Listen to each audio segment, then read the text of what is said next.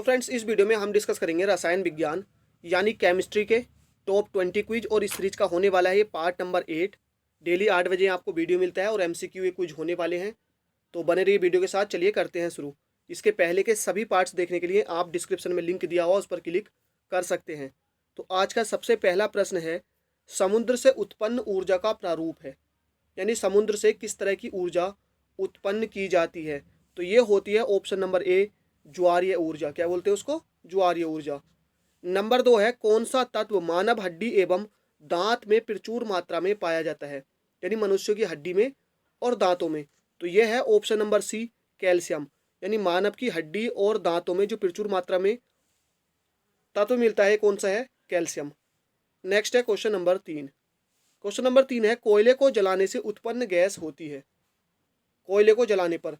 तो ये होती है option number A, carbon dioxide. Carbon dioxide. Next number 4, प्रकाश संश्लेषण में उपयोग की जाने वाली गैस है, प्रकाश संश्लेषण। तो ये भी होती है option number A, carbon dioxide. यानी और इसका सूत्र भी आपसे पूछा जा सकता है, तो ध्यान रखना आपको, CO2 होता है कार्बन डाइऑक्साइड का रासायनिक सूत्र। नेक्स्ट है क्वेश्चन नंबर 5, ईंधन के दहन की प्रक्रिया में प्राप्त उत्पाद कौन सा है जब किसी भी ईंधन का दहन किया जाता है। देखिए, आपको ध्यान रखना है, इसका सही जवाब है ऑप्शन नंबर सी, ए और बी दोनों, यानी कि कार्बन डाइऑक्साइड और कार्बन मोनोऑक्साइड, यानी कि CO2 और CO दोनों ही प्राप्त किए जाते हैं जब ईंधन का दहन किया जाता है, उसको जलाया जाता है। नंबर 6 है, ऑक्सीजन की उपस्थिति में किसी वस्तु का जलना क्या कहलाता है, यानी कि जब ऑक्सीजन उपस्थित होती है तो ये कहलाता है ऑप्शन नंबर ए, दहन। आपको ध्यान रखना है, किसी भी चीज़ को जलने के लिए ऑक्सीजन की ज़रूरत होती है, और जब ऑक्सीजन की उपस्थिति में किसी भी चीज़ को जलाया जाता है, किसी भी वस्तु को जलाया जाता है, तो उसको कहा जाता है दहन। नेक्स्ट है नंबर 7, किस प्रकार के कोयले में कार्बन की मात्रा सबसे ज़्यादा होती है? कार्बन की मात्रा सबसे ज़्यादा ये होती है ऑप्शन नंबर डी, एंथ्रेसाइट। किसमें होती है? एंथ्रेसाइट में। नंबर 8 है, किस प्रकार के कोयले में कार्बन की मात्रा सबसे कम होती है? तो ये होती है ऑप्शन नंबर ए, पीट में। यानी पीट जो कोयला होता है, इसमें कार्बन की मात्रा सबसे कम और एंथ्रेसाइट में सबसे ज़्यादा होती है। नेक्स्ट है नंबर 9, KMnO4 में मैंगनीज की संयोजकता कितनी है, यानी कि इसकी जो वैलेंसी है वो कितनी है? तो देखिए, मैं आपको इसको निकाल के बता देता हूँ। यहाँ पर देखिए, पोटेशियम की यानी जो K है इसकी होती है 1, प्लस Mn की हमको निकालिए तो इसकी मानेंगे x, प्लस ऑक्सीजन की देखिए होती है, यहाँ पर ऑक्सीजन के 4 परमाणु हैं और ऑक्सीजन होती है -2, इजिकल टू हो जाएगा 0। यहाँ पर आपको ध्यान रखना है, क्योंकि देखिए अगर इस पर कोई चार्ज होता तो जो चार्ज होता हम बराबर में उसको लिख देते। यहाँ पर कोई चार्ज नहीं है तो हम यहाँ पर कोई चार्ज नहीं लिखेंगे, बराबर में आ जाएगा 0। देखिए 4 दूनी 8, यानी कि माइनस का 8 हो जाएगा, और 1 प्लस का तो x -7 इजिकल टू हो जाएगा 0, और x बराबर यहाँ से आ जाएगा 7।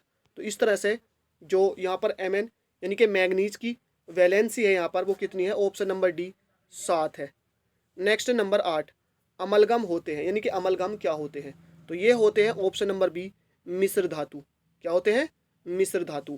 क्योंकि देखिए अमलगम क्या बनते हैं, जब पारा यानी कि Hg में धातु मिलाई जाती है तो पारा और धातु का जो मिश्रण होता है उसी को अमलगम कहते हैं। लेकिन आपको ध्यान रखना है, क्वेश्चन आपसे ये भी पूछा सकता है कि कौन सी धातु अमलगम नहीं बनाती।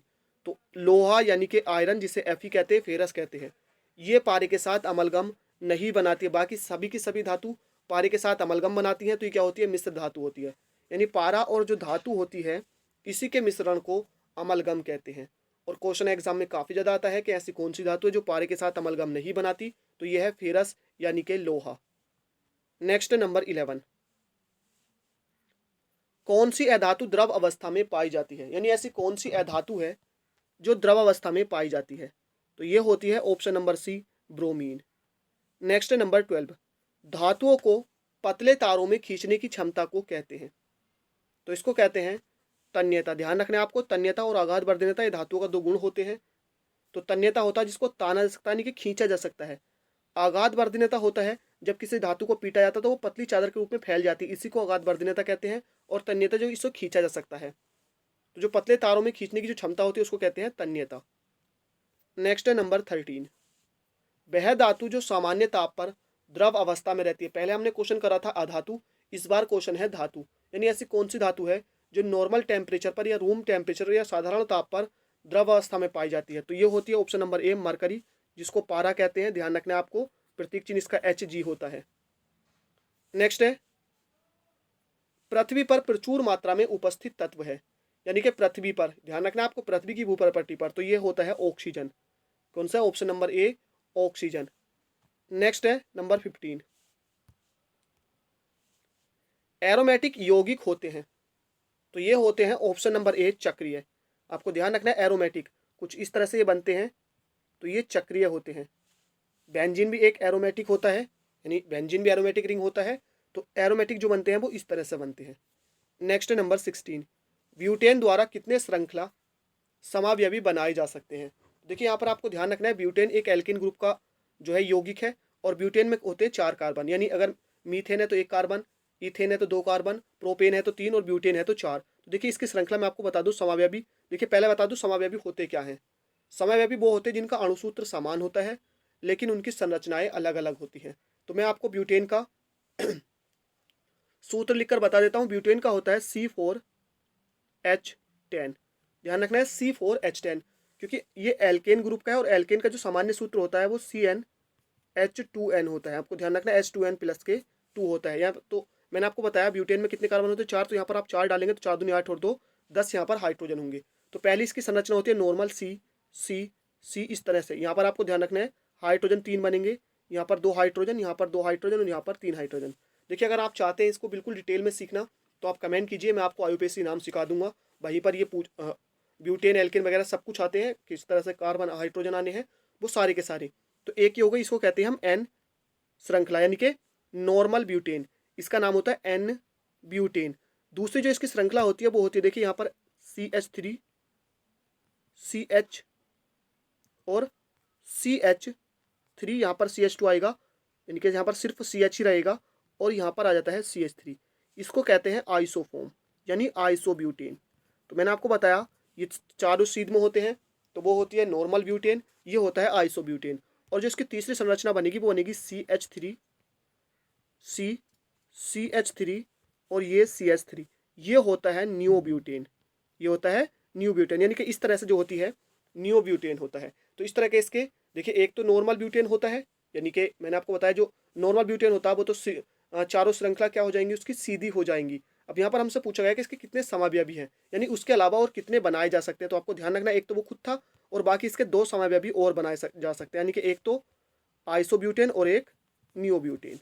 तो इस तरह से इसका जो सही जवाब है वो है ऑप्शन नंबर C 2। नेक्स्ट है नंबर 17, एथाइन में 2 कार्बन परमाणुओं का संकरण क्या कहलाता है? देखिए संकरण क्या होता है एथाइन, पहले मैं आपको बता दूं। मैंने आपको बताया मिथ, यानी कि मीथेन में मिथ यानी एल्केन एल्किन एल्काइन, तो ये एल्काइन ग्रुप का जो होगा एथाइन होगा। एथाइन में होते हैं 2 कार्बन, और देखिए एथाइन क्या होते हैं जिनमें कार्बन कार्बन के बीच ट्रिपल बॉन्ड बनता है।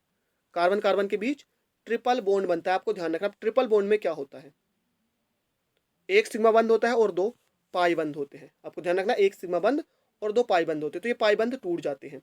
और संकरण कौन सा बनता है यहाँ पर, देखिए जब 2 होते हैं यहाँ पे तो जो संकरण बनता है वो बनता है sp संकरण। ऑप्शन नंबर C बिल्कुल करेक्ट है, कौन सा sp संकरण।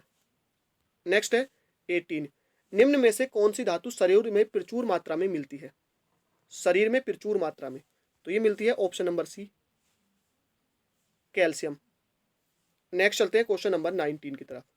क्वेश्चन नंबर 19 है 282 विन्यास वाले तत्व की संयोजकता कितनी, यानी कि वैलेंसी कितनी है? देखिए पहले मैं आपको बता दूं ये तत्व कौन सा होगा।